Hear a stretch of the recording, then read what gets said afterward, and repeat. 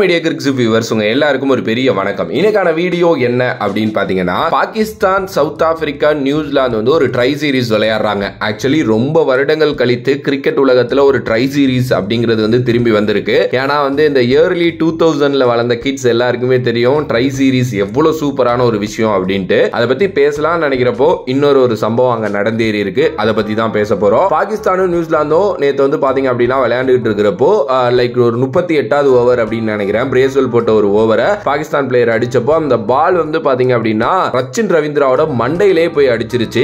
S, அது வந்து ஒரு சீரியஸ் இன்ஜுரி அவருக்கு ஏற்படுத்தி இருக்கு. அவ்வளோ பிளட் கிரவுண்டிலே வந்து பாத்தீங்க அப்படின்னா அவர் சிந்திட்டாரு. அதுக்கப்புறம் வந்து எடுத்து கூட்டிட்டு போயிட்டாங்க. கமெண்ட்ரிலே என்ன சொன்னாங்கன்னா ஐப்ரோ கட் ஆயிருக்கும் அப்படிங்கிற மாதிரி வந்து சொன்னாங்க. ஆனா 4-8ல அடிச்சிருக்காது. அதாவது நம்மளோட நெத்தி பகுதி இருக்குல்ல, அது மாதிரி அங்க போய் பால் அடிச்ச உடனே அந்த இடம் அப்படியே கிராக் ஆகி ஃபுல் பிளட் வர ஆரம்பிச்சிருச்சு. நிறைய ரீசன்ஸ் ஆக்சுவலி இதை பத்தி சோசியல் மீடியால பேசிட்டு இருக்காங்க. எஸ், ஒரு குரூப் என்ன சொல்றாங்க அப்படின்னா, பாகிஸ்தானோட அந்த கிரவுண்டோட போர் லைட்னால தான் இப்படி நடந்திருக்கு, பாகிஸ்தானை வந்து பேன் பண்ணணும் கிரிக்கெட்ல இருந்துன்னு சம்பந்தமே இல்லாம ஒரு குரூப் பேசிட்டு இருக்காங்க.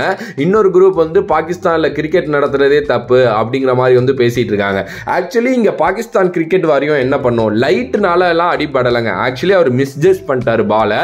கொஞ்சம் பால வந்து பாத்தீங்கன்னா முன்னாடி போய் வாங்கிட்டாரு அப்படின்னு தான் வந்து சொல்ல முடியும். லைட்லாம் பெர்ஃபெக்ட்டா தான் இருந்துச்சு. எஸ், ஆனா சம்பந்தமே இல்லாம ஏதாவது ஒன்று பாகிஸ்தானை சொல்லணும்னு சொல்லிருக்காங்க. சரி, அதுவும் இன்னொரு சைடு இருக்கட்டும், அதை விட்டுருங்க. இப்போ இந்த ரச்சின் ரவீந்திராவோட இன்ஜுரி எவ்வளவு சீரியஸ் கண்டிஷன்ல இருக்கு அப்படிங்கறத பத்தி தான் நம்ம பேச போறோம். நியூசிலாந்து கிரிக்கெட் போர்டு வந்து பாத்தீங்க அப்படின்னா நேத்து நைட் வந்து ஒரு அறிக்கை விட்டுருக்காங்க. அவங்க என்ன சொல்லியிருக்காங்கன்னா, ஃபர்ஸ்ட் செட் ஆஃப் HIA அப்படின்னா ஹெட் இன்ஜுரி அசஸ்மெண்ட், இதுல வந்து நம்மளோட ரச்சின் ரவீந்திராவுக்கு எந்த ஒரு பாதிப்பும் இல்லை, அவர் ரொம்ப நார்மலா தான் இருக்காரு. பட் ஆனா அந்த இன்ஜுரி ஏற்பட்டிருக்கு அப்படிங்கிற மாதிரி சொல்லியிருக்காங்க. பட் எந்த இடத்துல இன்ஜுரி, அது எந்த அளவுக்கு வந்து பொழந்துக்கு இருக்கு, ஐ மீன் நம்ம லாங்குவேஜ்ல சொல்லணும் அப்படின்னா அது எந்த அளவுக்கு பொழந்து இருக்கு அண்ட் எவ்வளோ பிளட் லாஸ் ஆனிச்சு, இதெல்லாம் அவங்க எதுவுமே பேசல. HIA ஹெட் இன்ஜுரி அசஸ்மெண்ட் அவர் நல்லா பண்ணியிருக்காரு, அவர் வந்து கரெக்டாக தான் இருக்காரு, அவர் கான்சியஸா இருக்காருங்கிற மாதிரி அறிக்கை விட்டுருக்காங்க. அதே நேரத்தில் HIA2 நடத்துவாங்க இன்னும் கொஞ்சம் நேரங்கள் கழித்து, 48 மணி நேரம் அது மாதிரி கழிச்சு. அதுக்கப்புறம் அவர் எப்படி இருக்காரு, நார்மலாக தான் இருக்காரா அப்படிங்கிறத பார்த்துட்டு இன்ஜுரி ஹீல் ஆகுறதுக்கு என்ன பண்ணணுமோ அந்த ப்ராசஸை பண்ண ஆரம்பிச்சிருவாங்க. இப்போ நிறைய மீடியாஸ் ஒரு சில விஷயத்தை முணுமுணுக்க ஆரம்பிச்சுட்டாங்க. கிரிக்கெட் ஒன் என்ன சொல்லியிருக்காங்க, அவங்க ஒரு ஃபேமஸ் மீடியா, அவங்க என்ன சொல்லியிருக்காங்க அப்படின்னா, இவர் வந்து IPL வரைக்குமே ரூல்ட் அவுட் ஆகிறதுக்கு நிறைய சான்சஸ் இருக்கு, ஏன்னா இன்ஜுரி அவ்வளோ சீரியஸா இருக்கு அப்படிங்கிற மாதிரி வந்து சொல்லியிருக்காங்க. இன்னும் ஒரு சில மீடியாஸ் என்ன சொல்லியிருக்காங்க அப்படின்னா, இல்லைங்க அவர் வந்து சாம்பியன்ஸ் ட்ராஃபியா ஆட ஆரம்பிச்சிருவாரு, அது ஜஸ்ட் ஒரு இன்ஜுரி தான், ஸ்டிச்சஸ் பண்ணா சரியாயிரும், ஸ்டிச்சஸ் பண்ணா ஒரு வாரத்திலே அது சரியாயிருங்கிற மாதிரி சொல்லியிருக்காங்க. ஸோ நியூசிலாந்து கிரிக்கெட்லேருந்து ஒரு அஃபிஷியல் கன்ஃபர்மேஷன் இன்னும் வராததுனால பல மீடியாஸ் பல விஷயங்களை வந்து சொல்லிட்டு இருக்கிறது வந்து ஒரு மாதிரி பதப்பதப்பை ஏற்படுத்தி இருக்கு அப்படின்னே சொல்ல முடியும். லாக்கி ஃபெர்கியூசன் ஒரு சீரியஸ் இன்ஜுரி ஹாம்ஸ்ட்ரிங்ல இருக்கிறதுனால இப்ப அவர் வந்து சாம்பியன்ஸ் டிராஃபிக்குள்ள ஃபிட் ஆவாரா அப்படிங்கிறது தெரியல. இந்த நேரத்தில் ரச்சின் ரவீந்திரா மாதிரி பிளேயரும் வந்து ரூல்ட் அவுட் ஆகுறாரு சாம்பியன்ஸ் டிராஃபியை விட்டு அப்படின்னா கண்டிப்பா அது வந்து பாத்தீங்கன்னா நியூசிலாந்து கிரிக்கெட்டை ஒரு மாதிரி வந்து பயத்துக்குள்ளாக்கிறோம். ஏன்னா முக்கியமான ஒரு டோர்னமெண்ட் வேற, ICC டோர்னமெண்ட், நியூசிலாந்து கிரிக்கெட்னாலே அந்த லக் என்னங்கிறது நான் சொல்லி உங்களுக்கு தெரியணும்னு இல்லை. இன்னொரு சைடு பாத்தீங்கன்னா CSK ஃபேன்ஸ் ரொம்ப வருத்தத்தில் ஆரம்பிச்சுட்டாங்க இப்பவே. ஏன்னா டெவான் கான்வே ஒரு போரான ஃபார்ம்ல இருக்காரு. கடந்த 1.5 வருஷமாவே அவர் அந்த ஒரு பெரிய இன்ஜுரிக்கு அப்புறம் திரும்பி வந்ததுக்கு அப்புறம் ஒரு சில நல்ல நாக்ஸ் தான் ஆடி இருக்காரு, தவிர அவரோட பெர்ஃபெக்ட்டான ஃபார்ம்ல இல்ல. ஆனா ரச்சின் ரவீந்திரா அங்கங்க நல்ல நாக்ஸ் ஆடிக்கிட்டு தான் வந்து இருக்காரு.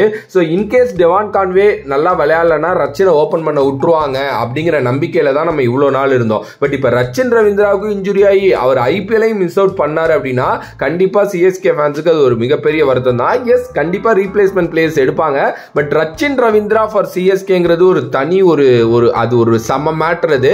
ஏன்னா CSK அடுத்து ஒரு பெரிய ரெய்னா மாதிரி ரச்சின் ரவீந்திராவை கொண்டு வரணும் அப்படின்லாம் வந்து யோசிச்சுட்டு இருக்காங்க.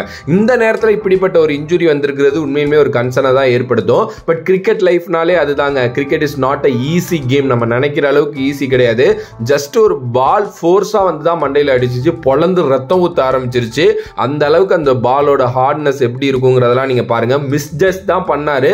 ஸோ அதே இது இவ்வளோ இதாயிருச்சு. கண்டிப்பா அவர் IPL மிஸ் பண்ண கூடாதுங்கிறது தான் நம்ம யோசிக்கிறோம். பிகாஸ் இன்னும் ஒரு 1.5 மாத காலங்கள் சாலிடா இருக்கு. அதுக்குள்ள அவர் வந்துட்டாரு அப்படின்னா நல்லா இருக்கும். நீங்க என்ன நினைக்கிறீங்க? In case Rachin Ravindra ruled out ஆனாரு IPL விட்டு அப்படின்னா அவரோட கரெக்டான ரீப்ளேஸ்மெண்டா யார் இருப்பாங்க அப்படின்னு சொல்லிட்டு மறக்காம கமெண்ட் பாக்ஸ்ல கமெண்ட் பண்ணுங்க. அந்த வீடியோ உங்களுக்கு வேணும் அப்படின்னாலும் எனக்கு ஒரு தம்ஸ் அப் போடுங்க. ஏன்னா நான் கண்டிப்பா அதுக்கான ஒரு ஸ்கிரிப்டும் எழுதி வச்சுட்டேன். அதுக்கான வீடியோ வரும். அண்ட் பாய்ஸ் அண்ட் கேர்ள்ஸ் இதுக்கப்புறம் கண்டினியூவா நிறைய ஐபிஎல் பத்தி நம்ம பேச போறோம். Because IPL is too near. So நிறைய வீடியோஸ் நம்ம போட போறோம். சாம்பியன்ஸ் ட்ராஃபி பத்தி பேச போறோம். ஸோ கண்டினியூவா எங்கேஜ் பண்ணிக்கிட்டே இருக்க போறேன். நீங்க பார்த்துக்கிட்டே இருக்க போறீங்க. வேறொரு வீடியோல வேறொரு கான்செப்ட்ல உங்களை சந்திக்கும் முறை உங்களிடமிருந்து விடைபெறுவது this is VJ Mani. Love you all. Stay safe மக்களே.